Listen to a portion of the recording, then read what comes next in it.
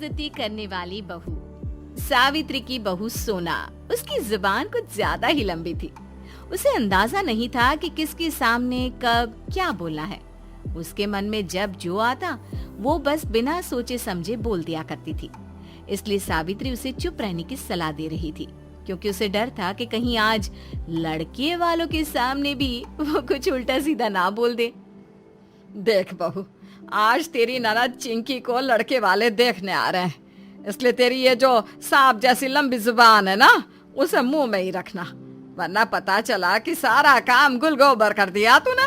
अरे माँ जी, मैं कहाँ कुछ बोलती हूँ। आप देखिएगा, लड़के वालों के सामने मैं चिंकी और आपकी कितनी तारीफ करती हूँ। अरे तू कुछ ना कर तो ही बेहतर है बहू। जा चल, अब लड़के वालों के लिए नाश्ता और मिठाई की तैयारी कर दे। अच्छे से सब कुछ बनाना, समझी? ठीक है माँ जी, फिक्र मत कीजिए। सावित्री ने अपनी बहू सोना को समझा दिया था और वो लड़के वालों के लिए सारी तैयारियों में लग भी गई थी। शाम के करीबन 7 बजे लड़के वाले सावित्री के घर आते हैं। आइए आइए, बैठिए बैठिए, आपका स्वागत है हमारे घर में।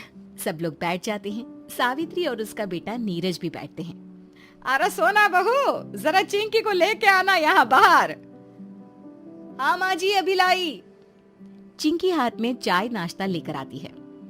सबको चाय नाश्ता दे दे बेटा। लीजिए लीजिए, घर के कामों में बहुत होशियार है हमारी चिंकी। ये सब नाश्ता मिठाइयाँ भी इसी ने बनाई है। इसकी भाभी ने तो बस उसकी थोड़ी सी मदद कर दी है। हाँ हाँ, मैंने समोसे, हलवा और कचौड़ी तो बना भी ली थी जब ये सुबह 11 बजे उठ के आई ना तब। और अभी शाम की चाय आज पहली बार इसने बनाई है।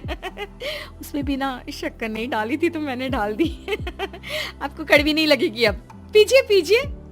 भगवान, क्या करूं इस लड़की का।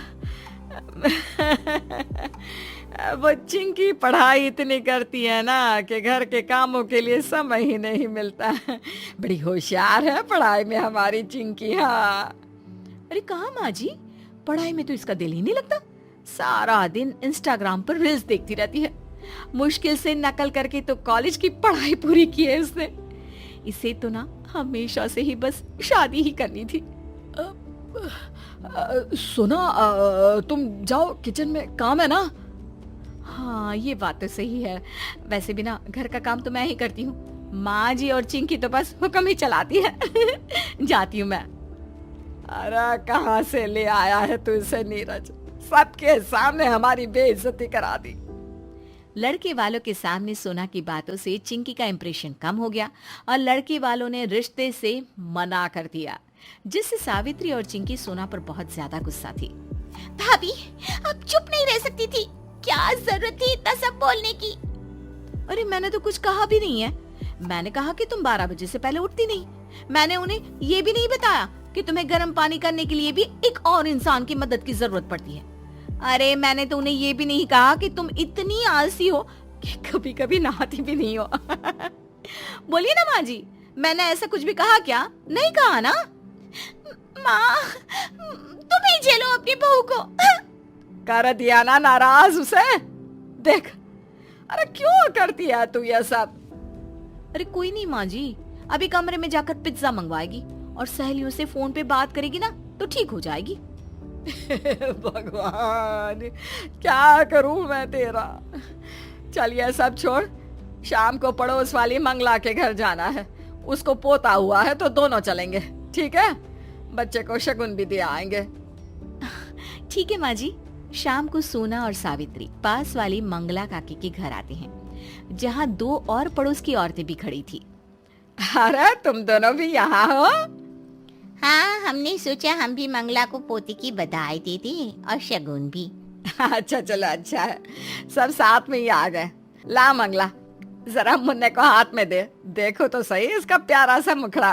क्या माँ जी, आप भी ना? अभी तो आप कह रही थी कि मुन्ने का चेहरा भी बिल्कुल मंगला काकी की तरह अमावस्या का चांद है। अरे क्या मजाक कर रही है बहू? मैंने कब कहा? बिल्कुल पगली है ये भी, सच में। सावित्री की दोनों पड़ोसन आपस में हंसने लगती है। मंगला, ये ले मुन्ने का शगुन। कितना दिया है शगुन में? सावित्री, मैंने और कमला ने तो 500-500 का शगुन दिया है। हाँ, तो मैंने भी अच्छा खासा ही शगुन डाला है। हाँ, माँ जी ने तो काफी अच्छा शगुन डाला है, सच में। कह रही थी मंगला ने मेरे बेटी की शादी में 100 रुपये ही दिए थे, तो उसे भी तो पता चले कि हम खानदानी रईस हैं। सावित्री की दोनों पड़ोसन कमला और गोदावरी हंसने लगती है और मंगला उसे गुस्से से देख रही थी। सत्यानाश हो तेरा बहू। वो वहाँ से बाहर आ जाती है बहू का हाथ पकड़कर। अरे मेरी फूटी किस्मत जो नीरज ने तुझसे शादी कर ली। जब देखो सबके सामने मेरी नाक कटा देती है। चुप नहीं रह सकती क्या तू? माँ जी, मैं तो कुछ कहती भी नहीं हूँ, आप बिना खामखा। सावित्री सर पर हाथ रख लेती है।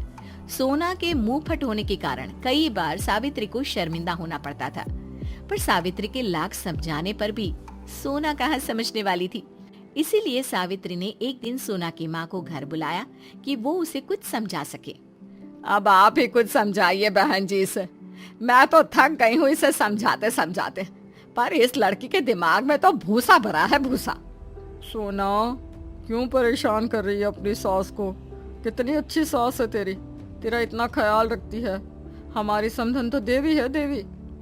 और नहीं तो क्या। देखा बहू, कुछ सीख अपनी माँ से। कितने अच्छे विचार हैं उनके मेरे बारे में। और एक तू है कि उनसे ही तो सीखा है।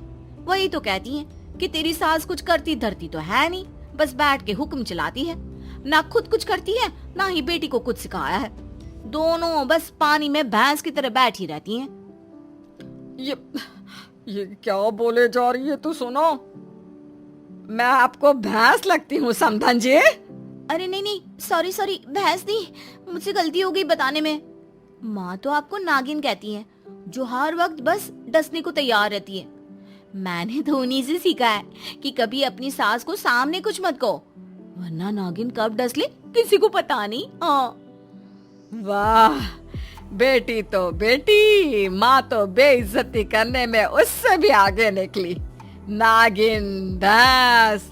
अरे बेवकूफ लड़की, तुझ में सच में दिमाग नहीं, भूसा भरा है, भूसा। समधन जी, मैं चलती हूँ, आप ही संभालिए इसे।